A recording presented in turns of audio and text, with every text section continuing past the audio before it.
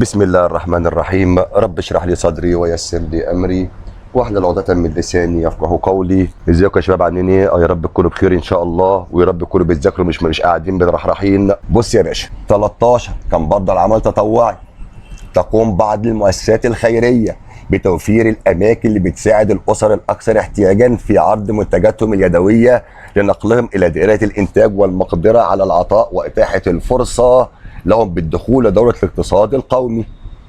يعكس مصابك أحد أنواع المشاركة. خد بالك، هنقول لك عندك 3 أنواع للمشاركة: مشاركة معنوية، التدعيم للعمل التطوعي بس ليس الا انك تشجع الناس، تعمل لك بوست على الفيس ولا حاجه تدافع عن التطوع لو ان امكن. مشاركه ماليه، تدفع فلوس او تشتري حاجات لناس او تاجر حاجات لناس. مشاركه افتراضيه، ما فيش افتراضيه، دي هنركنها هنرفضها تماما. يعني دي من الاول كده يا معلم مستبعده. مشاركه عضويه، سيادتك تبقى عضو في جماعه وتقص وايه زي جماعه الأورمان، مصر الخير، وتنزل بقى توزع الحاجات. دي انواع المشاركه.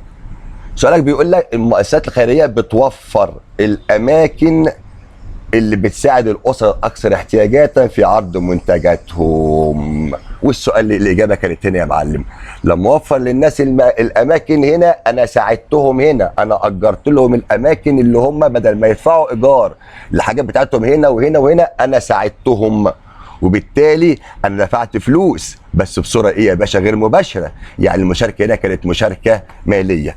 وانا قلت لك الماليه مش شرط تكون فلوس وبس، فلوس او حاجات عينيه. اشتريت كشك لعمك محمد، جبت بقره لخالتك ام محمد ولا حاجه، جهزت لك بنت يتيمه ولا حاجه، جهاز اشعه لاي مستشفى، ودوت رحت يا معلم للمشاركه الماليه. قال لك في 14 بيقول مهدي القصاص: ينبغي على أي دولة تبتغي التقدم والنهوض أن تعمل على تعزيز ثقافات تحث على كثرة المشاريع والشركات الصغيرة. واللعبة كانت هنا يا حبيبي، المشاريع والشركات الصغيرة. المشاريع دي من أهم أعمدة الاقتصاد والتنمية لما لها من انعكاسات إيجابية على الجوانب الاقتصادية والاجتماعيه. المشاريع والشركات الصغيره زي ما اتفقنا سيادتك، هتقول لي عمل خاص، هقول لك انت ما بتدرسش العمل الخاص حبيبي، ده ولا عمل حكومي مشروعات صغيره ولا عمل خاص ولا طبعا ده عمل تطوعي لسه بنتكلم عنه من دقيقه فاتت. ده يا باشا عمل حر. المشروعات الصغيره والمشروعات متناهيه الصغر دي حبيبي اللي اسمها العمل الحر. انت بتختار عمل بمحض ارادتك وتتحمل مسؤولياته وتتحمل تبعاته كمان، هو ده العمل الحر. سؤالنا الثاني في العمل الحر كان سؤال 15، قال لي سيادتك تقوم اصحاب الشركات بوضع نظام متكامل لمساعدتهم على تحقيق المسار الذي تم اختياره والاستفاده من الفرص المحيطه بهم ومواجهه القيود والتهديدات والمخاطر التي يتعرضون لها لتحقيق اهدافهم. العباره بتفسر احد متطلبات، والمتطلبات هتجيلك ان شاء الله، دي برضو من اساسياتنا اللي بتيجي في الامتحان بتاع سيادتك، واداك اختيارات. طب بص يا سيدي، اما يقول لك اصحاب الشركات بوضع نظام متكامل لمساعدتهم في على تحقيق المسار اللي تم اختياره، الناس ديت عملوا خطه عشان يقدروا يوصلوا لاهدافهم. لما اعمل خطه عشان اوصل لاهدافي ولا حساب تكلفه زي ما قلنا، مفيش مصاريف فيها ولا في شفافيه ومحاسبه لاي حد ولا موائمه وتكيف. انا قلت لك يا باشا لما يكون في خطه علميه متكامله انت عملتها، نظام متكامل انت عملته، ولو كمان خد بالك عمل جماعي جالك في السؤال، كل دوت بروح ايه يا معلم؟ للتخطيط الاستراتيجي. النظام المتكامل، الخطه المتكامله بتاعتك، والمتطلبات بتيجي باستمرار اخر السنه. يعاني احد الشباب من مشكلات بسبب البطاله. أحد أقاربه نصحه أن يقوم بكتابة مقالات إلكترونية بلغات أجنبية أو ترجمة وثائق، حيث أن ذلك العمل يحقق عائدا جيدا، وكلما كانت المقالة في مقدمة نتائج البحث كالعائد المادي أكبر، وتختلف الأسعار من اللغة الأخرى لعدد المترجمين وي وقاعد يتوه العيل واداله 4 اختيارات. طب لما يقول لك في السؤال نصحه أحد أقاربه أن يقوم بكتابة مقالات بلغة أجنبية أو ترجمة وثائق حيث أن ذلك العمل هيحقق له عائد جيد، بس كده يا معلم حبيبي. اكتب مقالات ونزلها وهتكسب ان شاء الله، ما انت ربنا كرمك ودي مهاره ربنا مديها لك. قال لك بقى تعاون وشارك اصدقائك في حاجه، ما قالوش اعمل كده. طب نفذ حلمه، الاولاد اصلا ما كانش في دماغه انه يعمل كده من الاساس.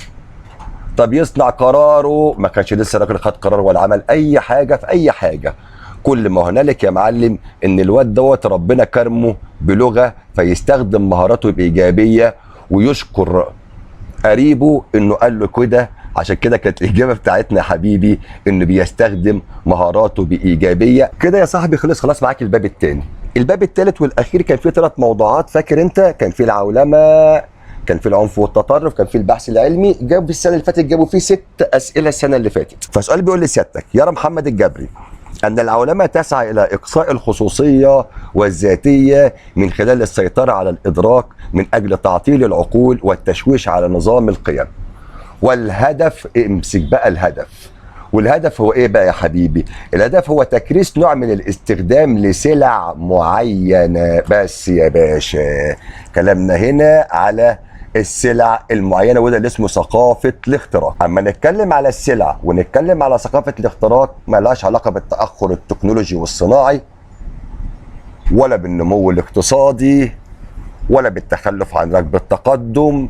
اما نتكلم على سلع معينه، هو ده انتشار النزعه الاستهلاكيه. ما أنا قلت لك بقينا نستهلك كل السلع اللي عندنا. سؤالك الثاني جالك في اليات العولمه. قلت لك عندك 3 اليات للعولمه: ما بين الانترنت، ما بين الفضائيات اللي هو المنصات الاعلاميه، الانترنت وسائل التواصل ونقل المعلومات والافكار، ما بين الهاتف المحمول وسيله الاتصال اللاسلكيه. ماشي يا معلم؟ قال لك في 18 وسيله تستخدم في مجال المال والاعمال التجاريه على المستوى المحلي والدولي، وقد يؤدي استخدامها الى زياده الانتاجيه، تطوير مستوى الخدمات، خدمه العملاء تقدمها هذه الشركات من خلال العمل عن بعد من قبل الموظفين.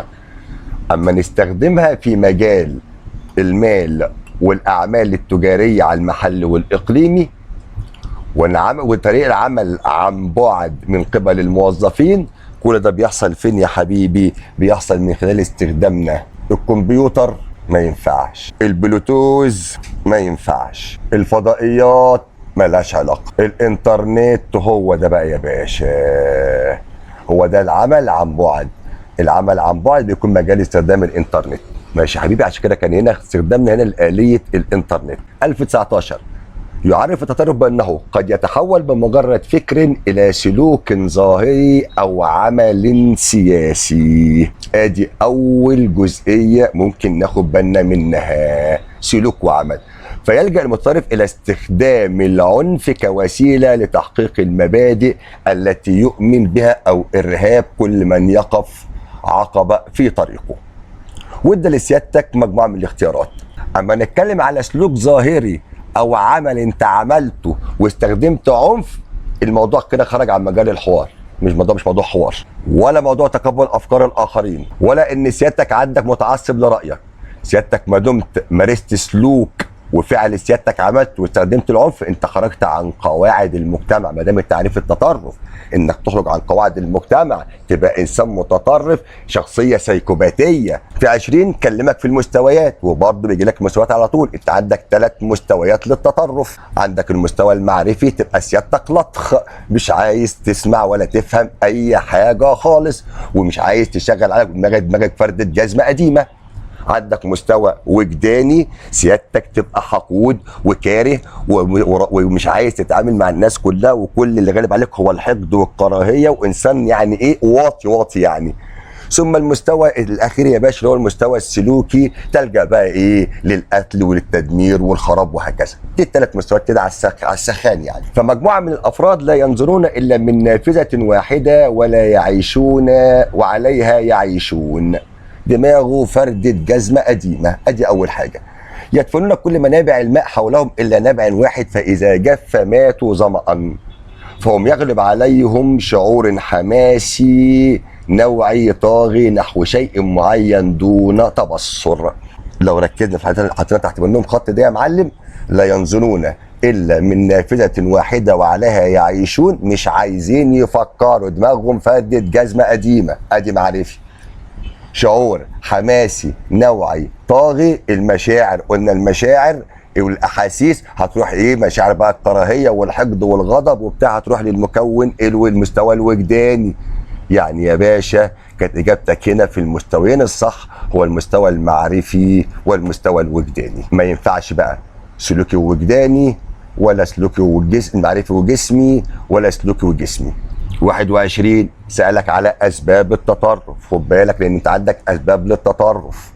ماشي يا معلم، اللي هم الخمس أسباب. ممكن التطرف بتاعك ذاتي، سماتك بقى الشخصية، تنشئتك الاجتماعية، قد يكون شوية حاجات وشوية تطلعات.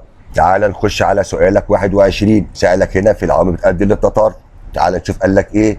يعتقد أن أفراد مجتمع معين هم وراء صور الإعاقة لتقدم المجتمع ومنعه من التطور والمدنيه. هو في ناس كده، في افراد مجتمع معين، في يا معلم طبقه كده معينه مكتوب عليها الشقه، وانهم لا يصلحون الا للاعمال الحرفيه اللي تحتاج الى الذكاء. ما انا بقول لك مكتوب عليهم الشقه يا ولدان، ولا يمكن اعتماد عليهم في المهام الكبيره ذات الطبيعه الذهنيه. نستنتج من الاعتقاد السابق احد العوامل التي تؤدي للتطرف، وهو واداك 4 اختيارات. الفراغ الفكري، يعني واحد تافه ودماغه ما فيش فيها اي حاجه خالص، ما تنفعنيش، ما جاش كده. ضعف التفاوت الطبقي، ممكن. ما قال لك طبقه معينه معفنه يا ولدان، طلع عين اللي خلفوها تطلع عينها وما عملش الاعمال الحرفيه.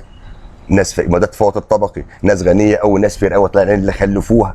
بس استنى شوف اللي بعد منه. طب التسفيه للرأي، لا احنا ولا سفينا رأي حد، ولا حد قال رأي، ولا قلنا له حتى انت قلت ايه. ضعف انتماء، ولا اتكلمنا على الانتماء، ما تحبسوناش. السؤال كل اللي اتكلم فيه يا حبيبي على ان في طبقة معينة يا ولداء مكتوب على امها الشقة، وبالتالي كان في تفاوت طبقي. 22 كان اخر سؤال جه لسيادتك فيه على البحث العلمي. جامعة الطفل برنامج استفاد منه ما يقرب من 20,000 طالب من مختلف المدارس المصرية بالتعاون مع 40 جامعة. هو مشروع تعليمي يتيح إمكانية التفكير العلمي والإبداعي عبر إتاحة الفرصة للأطفال في المجتمع الجامعي ودخول المعامل والتأهيل الجامعي، مما يزيد من قدراتهم الإبداعية والعقلية والابتكارية. يشير ذلك إلى أحد مقومات البحث العلمي، واداك 4 اختيارات. لما يقول لك في السؤال من أول السطر الثاني عبر إتاحة الفرصة للأطفال في المجتمع الجامعي والدخول المعامل والتأهيل الجامعي، معنى كده حبيبي إن إحنا بنؤهل العيال ديت وبندرب العيال ديت. ولا اتكلمنا على وسائل الدعم المالي، ولا اتكلمنا على التشريعات اللازمة والقوانين، ولا اتكلمنا على الدعم الفني. لما الأطفال كده ناخدهم وندخلهم الجامعات كده وبتاع من صغرهم، يا ريت ده يحصل يعني كده يا باشا. احنا بندرب الكوادر الفنية، عشان كده اختيارنا كان رقم ب، تدريب الكوادر الفنية عبر إتاحة الفرصة للأطفال في المجتمع الجامعي ويدخلوا المعامل ويتأهلوا. يتأهلوا يعني يتدربوا يا باشا. حتى سؤالك الأخير اللي جالك يا باشا في الأسئلة المقالية قال لك منذ إنشاء الجامعة المصرية عام 1908 كان الطلاب يرتدون الطربوش والبدلة، أما الآن فأصبح البنطلون والتيشيرت هو الخيار الأمثل للطالب داخل الجامعة. تعكس العبارة السابقة أحد عناصر الثقافة. احنا في عندنا 3 عناصر للثقافة، تعال أفكرك.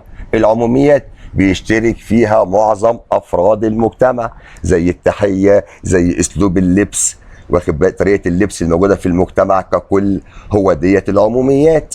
الخصوصيات الموجودة عند طبقة معينة، عند فئة معينة، عند جماعة معينة. المتغيرات البديلة، الحاجات الاختراعات، الابتكارات، او الحاجات اللي كانت موجودة واتغيرت، عشان كده سميت متغيرات بديلة. في اختراعات وابتكارات او حاجات موجودة واتغيرت. طب السؤال بيقول لك هنا يا معلم ايه؟ الطلاب كانوا بيرتدوا الطربوش والبدله، ودلوقتي بقى البنطلون والتيشيرت هو الخيار الامثل للطالب داخل الجامعه. وبالتالي حاجه كانت بتحصل زمان واتغيرت، اتبدلت. اجابه الصح بتبقى حبيبي المتغيرات البديله. وزي ما قلت لك لازما تكتب اسمها المتغيرات البديله، العناصر اللي تدخل في على الثقافه. وروح كده زي الشاطر نديله مثال. اي مثال بقى عند سيادتك؟ مثال بقى، انت عندك اي مثال يا معلم؟ انت عندك 20,000 مساهمات البديله. الطلبه دلوقتي بيكتبوا بالفرنكو ارب بدل اللغه العربيه. دلوقتي بنتواصل مع بعضنا، بنهني بعضنا عبر رسائل الواتساب بدل ما نهني بعضنا كنا بنروح نزور بعضنا في البيت الاول زمان. ادي يا باشا اجابه علم الاجتماع. نتمنى نكون حاولنا نفيدك شويه، نفيدك قدر الامكان بالنموذجين دولت. اقعد كده اسمعهم كده يا حبيبي، ولو في اي حاجه كلمني وابعت لي، عينيا ليك يا باشا. يلا ربنا يوفقكم وربنا معاكم، وانا واثق فيكم ثقه مطلقه ان شاء الله باذن الله تعالى. عمركم ما تخذلونا ولا تخذلوا اهاليكم. ربنا معاكم وانا معاكم لغايه الصبح، ما تقلقوش. يلا سلام يا حبايبي.